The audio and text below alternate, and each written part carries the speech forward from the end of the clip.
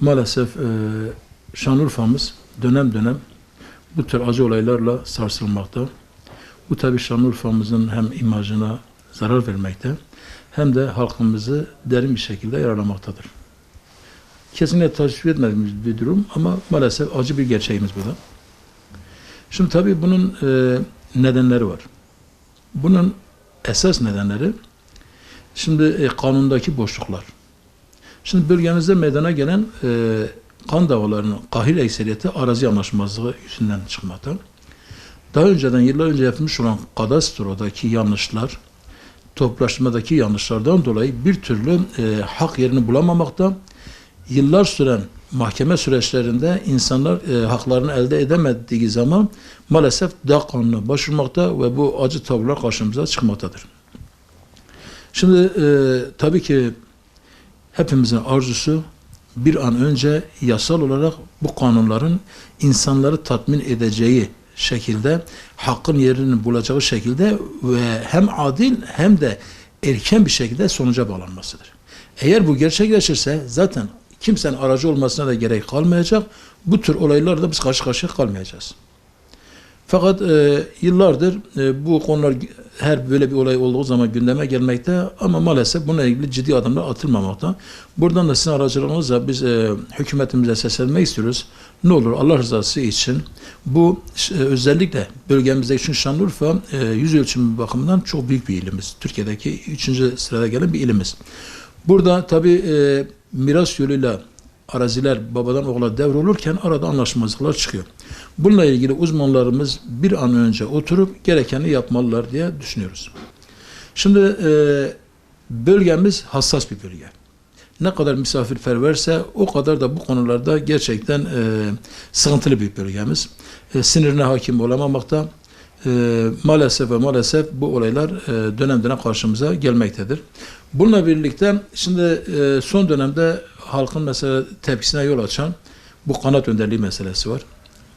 Şimdi değerli arkadaşlar, kanaat önderliğinin bir diploması yoktur. Kanaat önderliğinin bir okulu yoktur. Kanaat önderliğinin bir sıfatı vardır. Öyle parayla, pulla kanaat önderi olunmaz.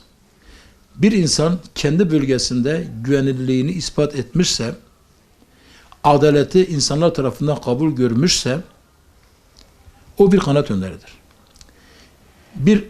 İki ailenin arasındaki bir sorunda o şahıs davet edilerek o şahsın vermiş olduğu kararlar genel anlamda kabul görüyorsa o insan kanaat önderidir.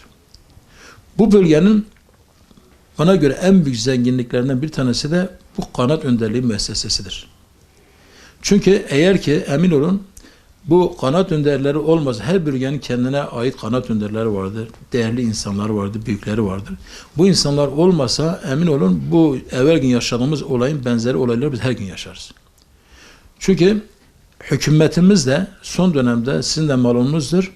Bu arabuluculuğun ne kadar kıymetli olduğunu görünce arabuluculukla ilgili kanun çıkardı, birimler oluşturdu. Şu anda mahkemeden önce arabuluculuk meselesi resmi olarak yürürlüğe girmiş oldu. O yüzden bizim arzumuz öncelikle bu sorunların tespit edilmesi, bu sorunlarla ilgili çözümlere gidilmesidir. İnşallah bu kan davası son olur. İnşallah biz Şanlıurfa'mızda daha güzel haberlerle sürekli gündem oluruz. Bu haberler son olur diye düşünüyorum. Şimdi mesela geçen hafta yaşadığım bir sıkıntıyı üstü kapalı olarak söyleyeceğim. Yani kötü örnek olmasın diye üstü kapalı olarak söyleyeceğim. Şimdi insanlar kendi hakkının dışındaki haklara göz dikiyorlar. Özellikle arazi konusu olduğu zaman insanlar ben nasıl daha fazla bir arazi elde ederim. Hele bu son dönemdeki bu mer'a hikayeleri, bu hazine arazileri talan edilmiş durumda. Herkes kendi tarlasının yanındaki devletin hazine arazilerini, mer'aları işgal ediyor. Bu sefer diğer komşusunun sınırına dayanıyor. Sınırına dayandığı zaman ikisi arasında buraya kadar benim, buraya kadar senin hikayesiyle başlayan kavgalar uzun uzun devam ediyor. Belki sonucu buralara kadar geliyor. Şimdi en zorlandığımız konu insanların laf anlamaması. Şimdi kanaat önderleri, arabulucu insanlar hiç kimse için vicdanını atmazlar. Ha yok mu vicdanını atanlar? Onlar zaten kanaat önderi değil. Para için bu işe girenler mi var? Onlar kanaat önderi değil ki. Onlar tüccar. Ama sırf Allah rızası için insanları bir araya getirip insanların sorunlarını çözmek için araya giren insanlar kimse için vicdanını atmazlar. Şimdi araya giriyorsun, iki tarafı dinliyorsun, diyorsun ki bu senin hakkın, bu senin hakkın teslim ediyorsun. Adam hakkına razı olmuyor. Seni kabul etmiyor, başka bir cemaat kuruluyor. O cemaat da aynısını söylüyor, onu da kabul etmiyor. Bir cemaat daha kuruyor, onu da kabul etmiyor. En son insanlar artık bıkıyor, insanlar araya girmekten de çünkü kabul görmüyor. Kabul görmeyince bu sefer kendi kanunlarına başvuruyorlar. Görmüş olduğumuz örnekteki gibi. Yani şimdi bizim halkımızdan ricamız, tabii ki bir toplumda yaşıyoruz. Mutlaka sorunlar oluşacaktır. Oluşuyor da. Ama Allah rızası için 3-5 insan araya girdiği zaman bu insanların sizin için geldiğini bilin. Bu insanlar sizin kötülüğü istemiyor. Sizin kavga etmemeniz için, sizin uzlaşmanız için, sizin yarın perişan olmamanız için mücadele ediyor. Hükümetimiz hakeza onun için mücadele ediyor. Siz de ne olur Allah rızası için eğer ki biraz zarar da görseniz, eğer ki hesabınıza gelmese de cemaat bir usulü bir karar verdiği zaman veya devlet hakimlerimiz bir karar verdiği zaman ne olur hakkınıza razı olun. Çünkü sizin kendi elinizle almaya çalıştığınız hakkınız size çok ağır mal oluyor. Şimdi 3 gün önce yaşadığımız örnekte kim karlı çıktı peki? Ölen taraf mı karlı çıktı, öldüren taraf mı karlı çıktı? İki taraf da zarar etti, iki taraf da darmadağın oldu, iki taraf da öldü gitti. O arazi kime mal oldu? Kime yar oldu arazi? Allah rızası için bir adım sonrasını görelim. Artık yaşadığımız bu dönemde dağ kanununun kendi elimle kendi hakkımı alırım söyleminin artık insana zarardan başka bir şey getirmediğini kabul edelim. Şimdi orada 5 kardeşimiz vefat etti. Bir sürü çocuk orada yetim kaldı. Kaç kadın orada dul kaldı. Kaç insan yıllar boyunca yüreklerinde o acıları paylaşacaklar. Neye değdi? Neye değdi? Son pişmanlık fayda vermiyor. Ne olur Allah rızası için ben buradan tüm Doğu ve Güneydoğu'daki tüm insanlığa seslenmek istiyorum. Allah rızası için elimizi bu silahlardan çekelim. Hakkımızı kendimiz alırız duygusundan vazgeçelim. Eğer aramızda bir sorun varsa ne olur Allah rızası için bu işin kanunu yolu belli.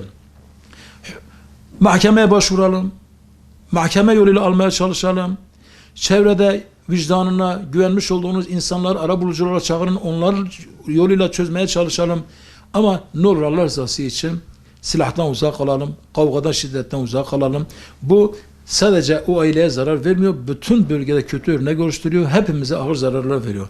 Eminim ki bak 3 gün 4 gün bu olay oldu. Biz Şanlıurfa'da yaşayan sağduyulu bütün kardeşlerimiz huzursuz. Sanki bu olay evimizin içerisinde yaşanmış gibi hepimiz acı çekmekteyiz. O yüzden biz buradan bütün kardeşlerimize diyoruz ki ne olur Allah rızası için şiddette sıfır geçit, şiddette hayır. Allah razı olsun. Allah sizden razı olsun. Şimdi yine bununla birlikte ikinci bir neden de aile arasındaki anlaşmazlıklar. Aile arasındaki anlaşmazlıkların neticesinde de zaman zaman karşımıza çıkan bu elim acıları, bu cinayetleri görmekteyiz. Bununla ilgili de yine aile sosyal politikaların uygulamış olduğu yanlış politikalar şu anda baş çekmekte. Şimdi tabii ki hiçbirimiz kadın haklarını es geçmiyoruz. Zaten kadına en büyük hakkı Cenab-ı Mevlam vermiş. Bizler de eşlerimize, annelerimize, hanımlarımıza, bacılarımıza gerekli hassasiyeti göstermekteyiz. Ama gereğinden fazla kanun evin içerisine müdahil olduğu zaman emin olun bu olaylar çok kötü neticelere varıyor. Bazen boşanmalar, bazen de cinayetlerle sonuç buluyor.